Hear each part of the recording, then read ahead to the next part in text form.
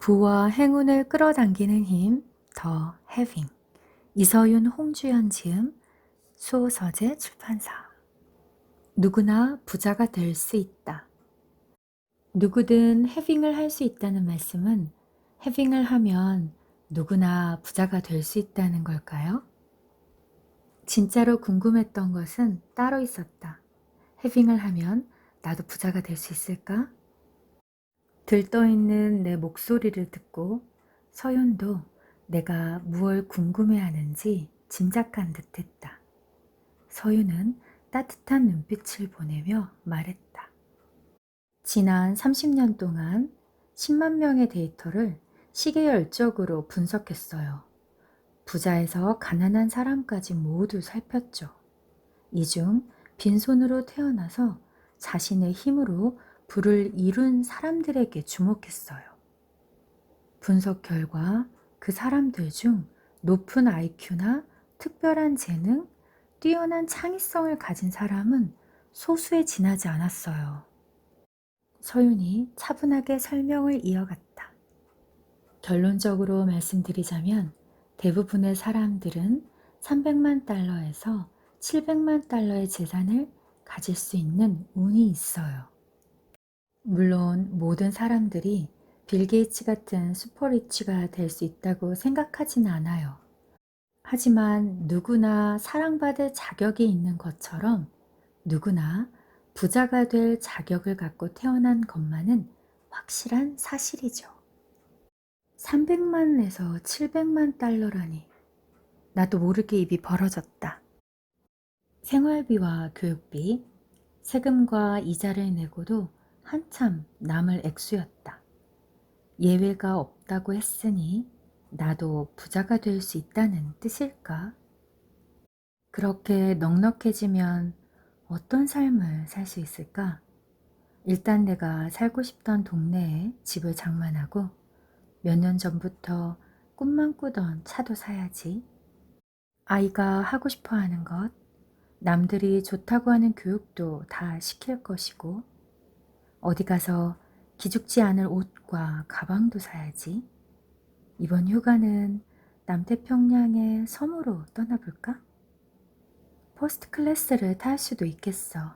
참, 나만 잘 살면 안 되니까 재산을 정기적으로 뚝 떼어서 기부도 해야겠다. 생각할수록 마음이 끝도 없이 부풀어 올랐다. 한편으로는 새로운 에너지가 전신으로 퍼져나가는 것 같았다. 그것은 희망이었다. 어린 시절 나는 특별하게 살고 싶었다. 부모님처럼 평범하게 사는 것은 싫었다. 10대가 되고 하고 싶은 것이 매일 바뀌었다. 어떤 날은 변호사, 또 다른 날은 의사를 꿈꾸기도 했다. 그러던 어느 날 TV에서 걸프전을 취재하던 CNN 기자를 보고 꿈을 정하게 되었다.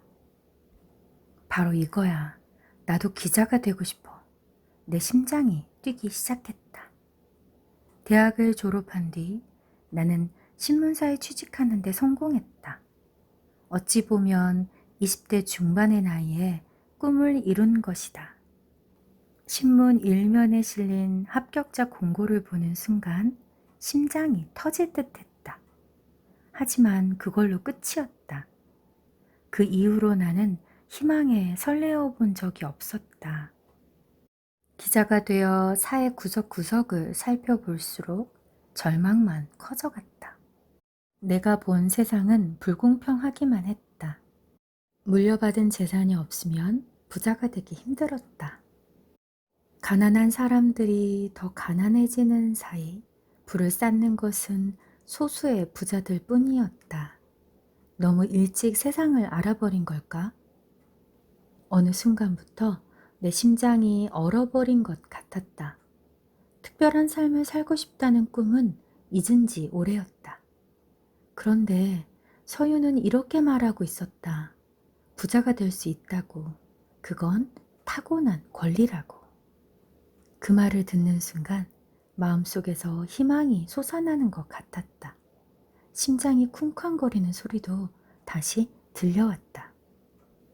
문득 사회에서 소외된 사람들을 취재했던 기억이 떠올랐다. 순간 부풀었던 가슴이 내려앉으며 다시 마음이 불안해졌다. 그들을 돕기 위해 기사를 써서 성금을 모은 적도 있었다. 하지만 내가 할 수 있는 건 그뿐이었다. 세상에 있는 재화는 한정적일 것이다. 모두가 큰 돈을 가지는 건 불가능하겠지. 누구나 부자가 될 수 있다면 왜 모든 사람들이 부자가 되지 못한 것일까? 내 앞에 있는 서윤을 바라보았다. 어떤 질문을 해도 받아줄 것 같은 눈빛이었다. 누구나 부자가 될 수 있다면 가난한 사람은 왜 그리 많고 부자는 왜 그리 적을까요? 사람들이 가난 때문에 고통받는 이유는 뭘까요? 취재한 것을 상세하게 설명하는 동안 서유는 양손을 깍지 낀 채 고개를 끄덕이고 있었다. 사람들의 고통을 느끼는 듯 눈동자가 촉촉하게 젖어들고 있었다. 이런 공감 능력이 얼마나 많은 사람들에게 위로를 주었을까? 잠시 생각해 보았다.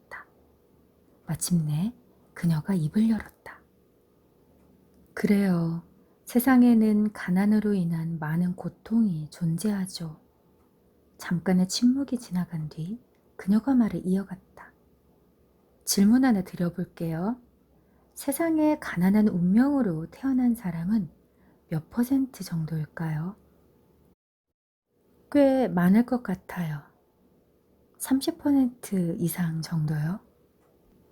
바로 대답을 주지 않은 채 서윤이 테이블 위에 놓인 물잔을 집어들었다.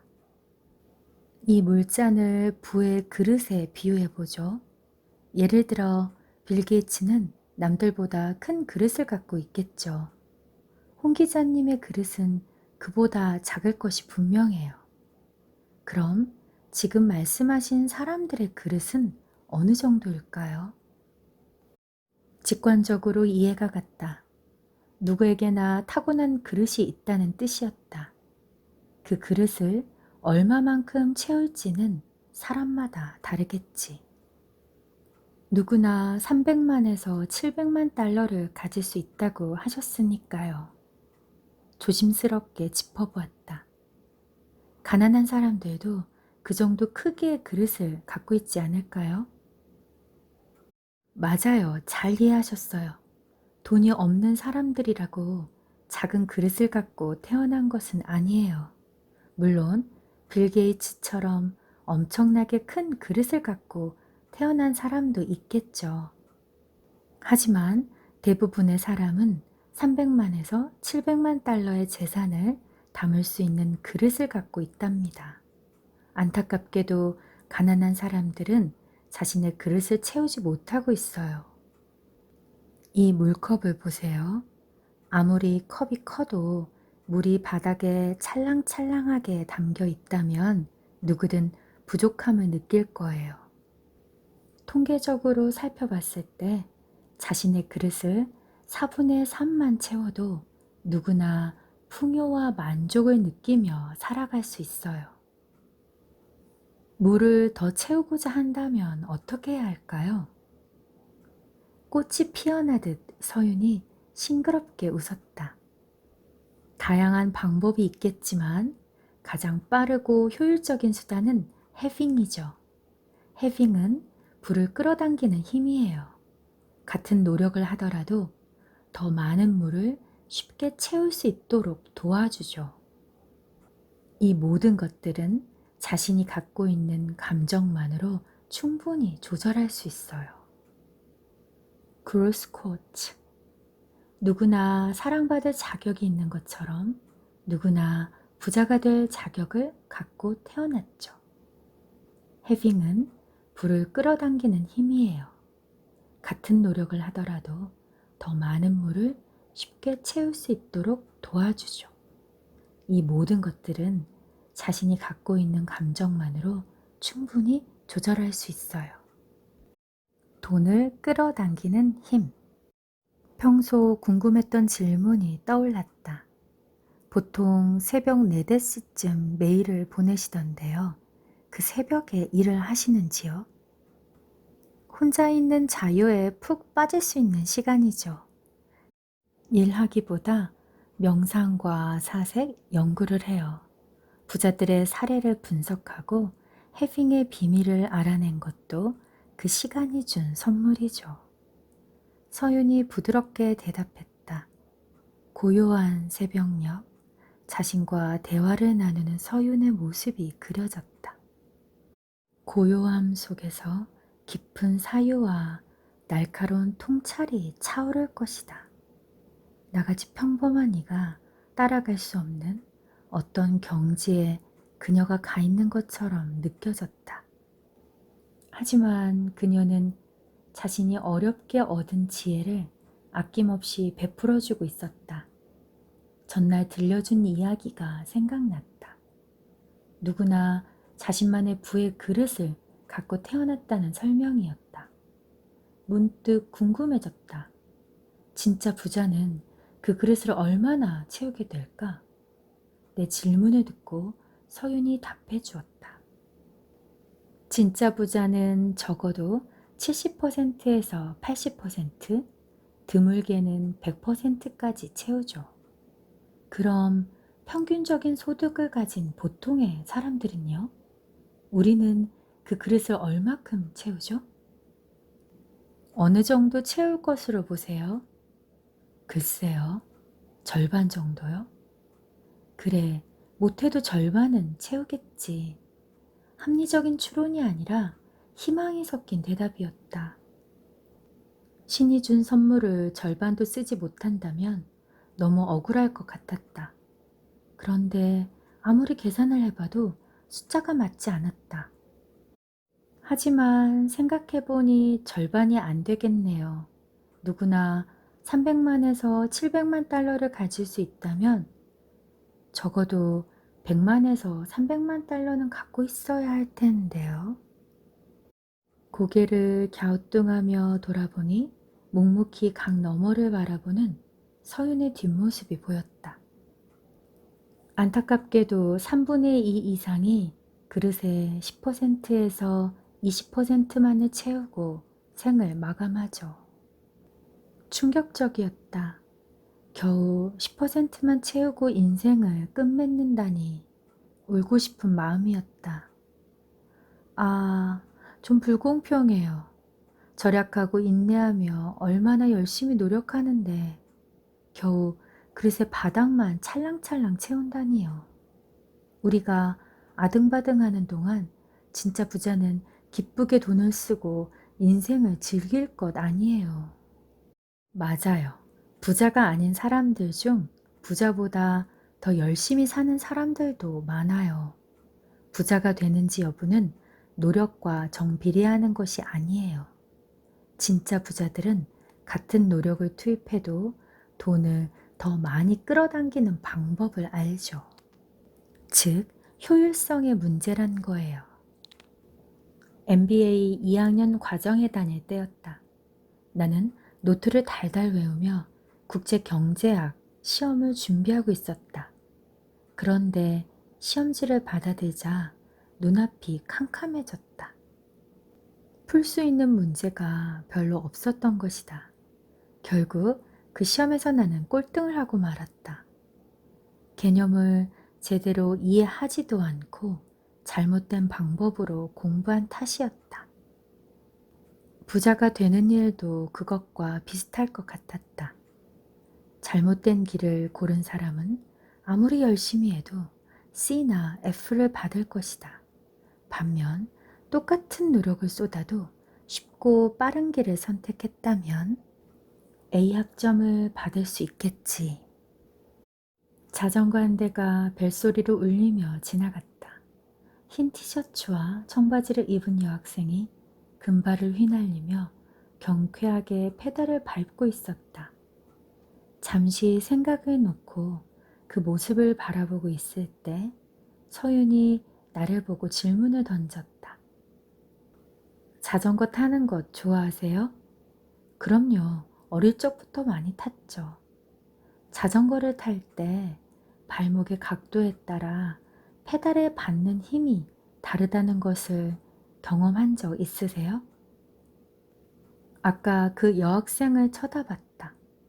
언덕길에 접어들자 더 세게 페달을 밟는 모습이었다. 맞아요. 발목 각도를 바꾸면 힘이 덜 들었어요. 그게 바로 힘점이에요. 아, 고등학교 때 배운 것 같아요. 어떤 물체를 움직일 경우 힘이 작용하는 점을 말씀하시는 거죠. 네, 맞아요. 힘점을 잘 맞추면 힘의 차이가 50배까지 달라질 수 있어요. 똑같이 자전거를 타도 언덕을 더 쉽게 오를 수 있다는 이야기죠. 못을 박을 때 망치목을 잡는 것과 끝을 잡는 것을 비교해 보면 이해가 쉬울 거예요. 똑같은 힘을 주어도 그 효과가 증폭될 수 있다는 말이었다. 그 설명을 곱씹어 보자 놀라운 결론에 도달했다. 같은 노력을 해도 더 많은 돈을 끌어올 수 있다. 이런 뜻 아닐까?